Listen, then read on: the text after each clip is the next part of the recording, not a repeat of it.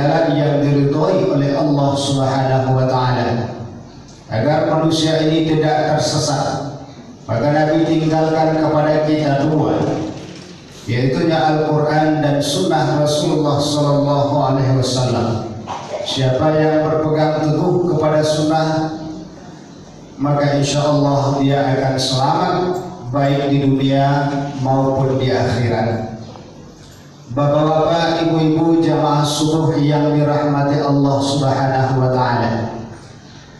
Adapun kajian kita pada subuh ini, mari kita bersegera menuju ampunan Allah Subhanahu wa taala dan mengharapkan rahmat-Nya.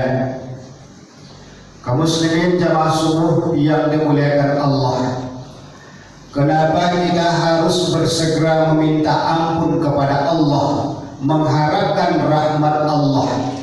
Karena Al-Quran juga mengatakan, terdapat di dalam Quran surat Asy-Syamsi ayat yang ke-8, Allah katakan, fa'alhamaha fujuraha wa taqwaha. Kata Allah, maka kami ilhamkan kepada mereka dua sifat. Yang pertama namanya sifat fujur, yang kedua sifat takwa. Sifat fujur ini adalah sifat yang tidak baik, sifat yang salah, baik disengaja maupun tidak kita sengaja. Sifat yang suka melanggar perintah-perintah Allah Subhanahu wa taala. Kalau kita tidak hati-hati, maka tentu kita akan terjebak ke dalam perbuatan-perbuatan maksiat dan perbuatan dosa, baik dosa kecil maupun dosa besar. Makanya Allah Subhanahu wa taala memanggil kepada kita. Kalau seandainya kita diamanahkan oleh Allah sebagai pemimpin, maka godaan sangat berat. Maka melalui sifat-sifat fujur tadilah, disitulah kebanyakan di antara manusia lupa dan sering terjebak kepada perbuatan salah.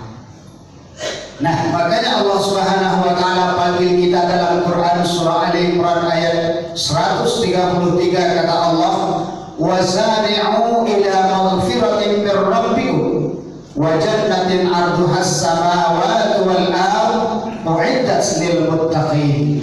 Dan bersegeralah, kata Allah, kamu menuju ampunan dari Tuhanmu dan harapkanlah surga Allah yang luasnya seluas langit dan bumi. Ibu bapak jamaah subuh yang dirahmati Allah, begitu sayangnya Allah kepada kita selaku hambanya, begitu cintanya Allah kepada hambanya. Allah tidak ingin kita manusia ini celaka, Allah tidak ingin manusia ini kita sesat. Tetapi kebanyakan dari manusia itu yang sering lupa diri dan ingin menyesatkan diri. Padahal Allah sudah berikan peringatan kepada kita berkali-kali. Padahal Allah dengan rahmat dan rahimnya Allah bukakan pintu taubat kepada kita. Apalagi di bulan Ramadan ini. Bulan Ramadan merupakan bulan pengampunan Allah yang sangat luas. Allah bukakan pintu ampunan terhadap orang-orang yang mau minta ampun kepada Allah seluas langit dan bumi. Makanya melalui ayat tadi Allah katakan, bersegeralah kamu, bergegaslah kamu untuk menuju ampunan dari Tuhanmu dan harapkanlah rahmat Allah itu yang luasnya Allah sediakan seluas langit dan bumi. Suatu ketika pernah Nabi kita Muhammad Sallallahu Alaihi Wasallam didatangi oleh malaikat Jibril. Berjumpa dengan Nabi, maka malaikat Jibril menyampaikan kabar kepada Rasulullah. Assalamualaikum ya Rasulullah, kata Jibril. Waalaikumsalam ya Jibril, ada apa? Ya Rasul, dahulu ada seorang hamba yang hidup selama 500 tahun. Dia hidup di sebuah pulau di tengah laut di atas bukit. Dan hamba itu siang malam selalu beribadah kepada Allah Subhanahu wa taala. Kemudian Allah menerbitkan di pulau itu mata air sebesar tali telunjuk ini. Jadi mata air diterbitkan oleh Allah di pulau itu sebesar jari telunjuk ini. Itulah yang dipergunakan setiap hari untuk mandi, minum, dan segala macamnya. Kemudian Allah tumbuhkan satu pohon delima, yang pohon itu setiap hari hanya berbuah satu, dan itulah yang dimakan oleh hamba Allah tadi. Selesai dia mandi, selesai dia makan, kembali lagi beribadah kepada Allah Subhanahu wa Ta'ala. Lamanya selama 500 tahun beribadah siang malam, ibu dan bapak jamaah yang dimuliakan Allah. Kalau dibandingkan dengan kita, rasa-rasanya tidak sebanding dengan kita. Kalau coba kita sejenak merenung ke belakang, ibu dan bapak, kira-kira sudah berapa usia kita dan baru berapa kita beribadah kepada Allah Subhanahu wa Ta'ala. Kalau kita coba merenung, sedikit baru ibadah kita, belum sebanyak orang yang hidup 500 tahun ini. Kemudian orang ini meminta kepada Allah. Apa permintaannya? Ya Allah, wafatkan aku dalam keadaan bersujud agar jasadku tidak disentuh oleh bumi. Kemudian bangkitkan aku ya Allah ketika hari berbangkit seperti aku dalam keadaan sujud. Maka Allah Subhanahu wa Ta'ala mengabulkan permohonan hamba ini.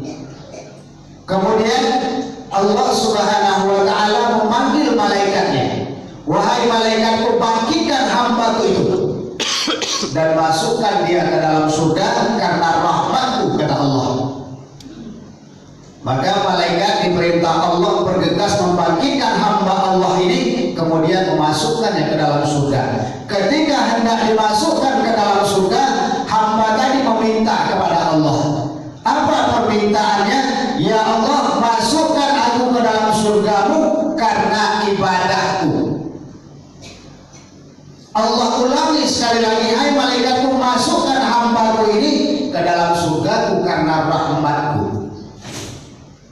Hamba tadi meminta lagi, ya Allah, masukkan aku ke dalam surga karena ibadahku.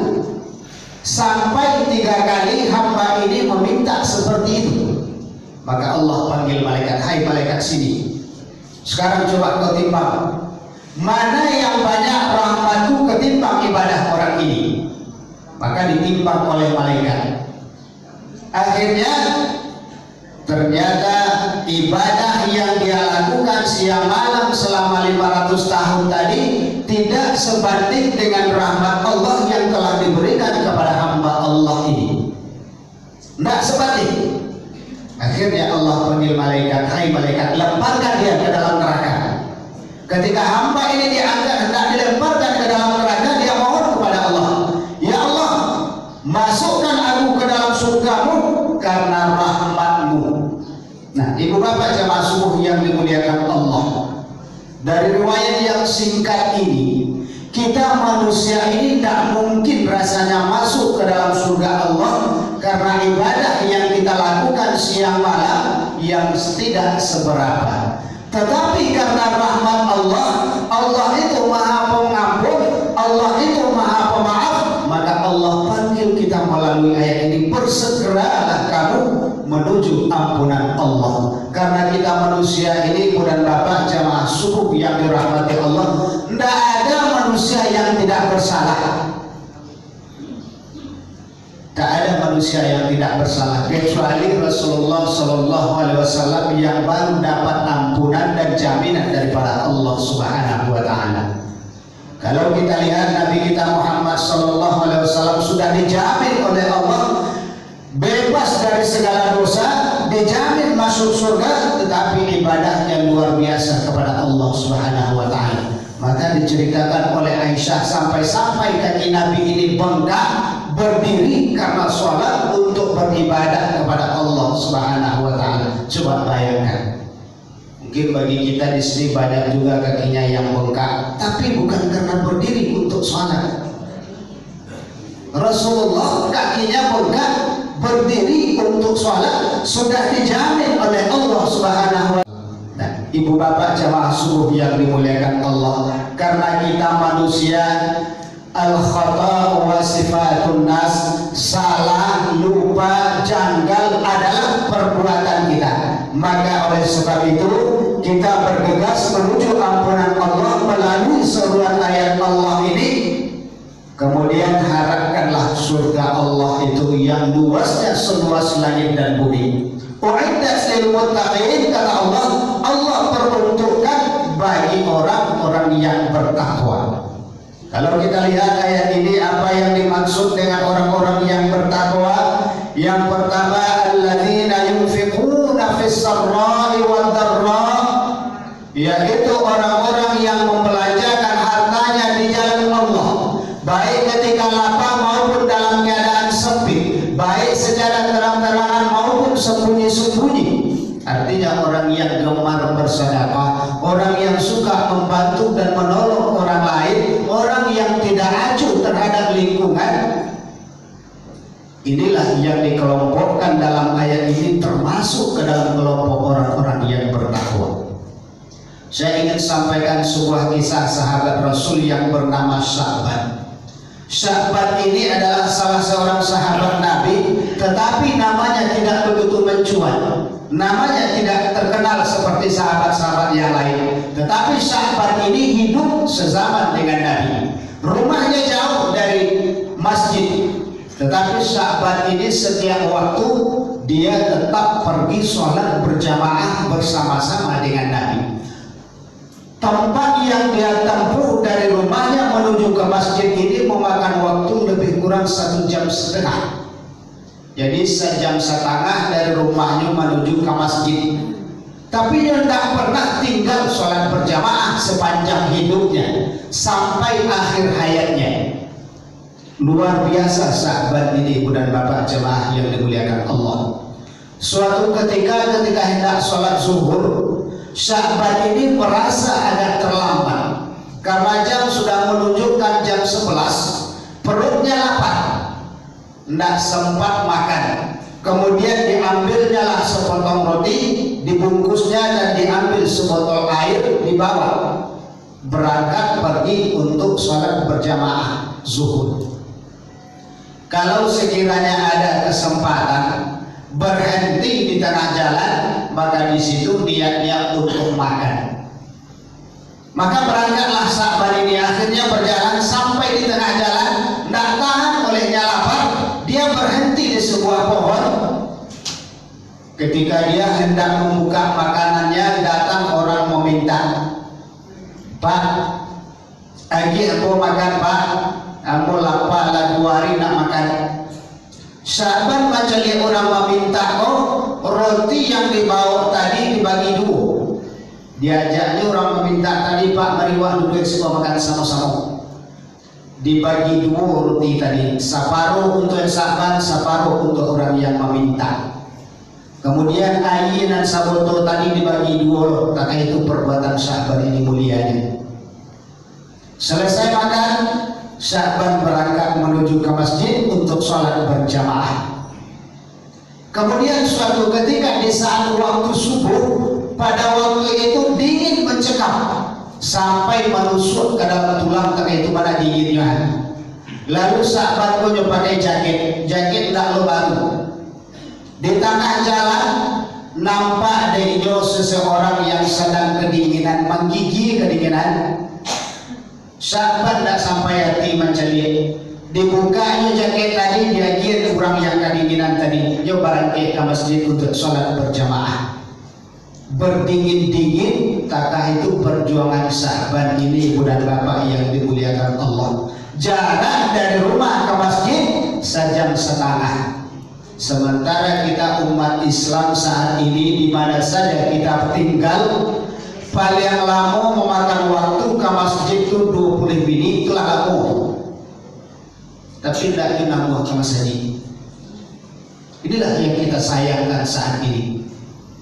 Nah, singkat cerita, pada waktu subuh Rasulullah hendak melaksanakan sholat subuh, Nabi mencari siapa yang lu datang lah. ternyata sahabat belum boleh. Kecil Nabi kepada sahabat, kita tunggu agak 5 menit, mungkin kok sahabat kau tak ambil, ditunggu 5 menit sampai 10 menit, akhirnya tak jauh nampak. Akhirnya Rasulullah SAW melanjutkan sholat subuh. Selesai sholat subuh, Nabi bertanya ke sahabat, "Hei sahabatku, siapa yang mendapat kabar sahabat? Baru nak datang sahabat pada subuh Tuhan." Aku dijawab oleh salah seorang sahabat, "Ya Rasulullah, aku dengar-dengar sahabatku sakit ya Rasul." "Sakit?" "Iya ya Rasulullah." "Kalau begitu mari kita main celik ke rumahnya." "Siapa yang tahu rumah sahabat kau?" Dijawab oleh salah seorang sahabat lagi, "Yang tahu ya Rasulullah, tapi rumahnya jauh ya Rasulullah." Kecil Nabi, biarlah jauh, tapi kita berangkat mencelik sahabat.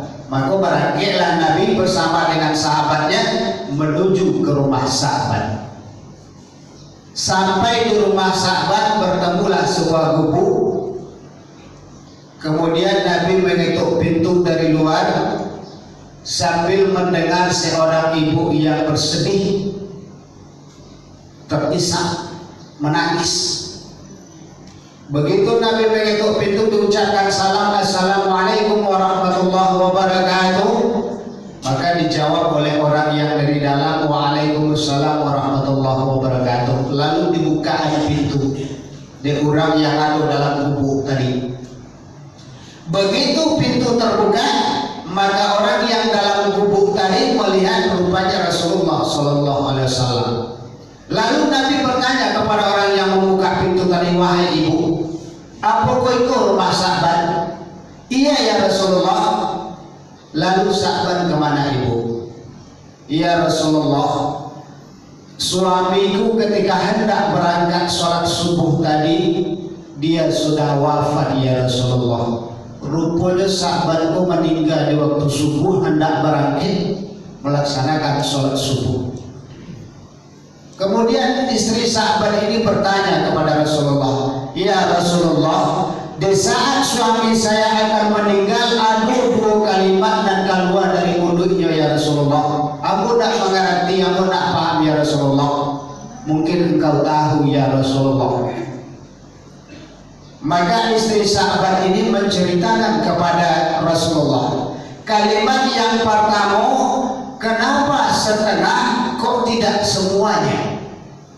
Kalimat yang kedua, "Kenapa yang usang kok tidak yang baru?"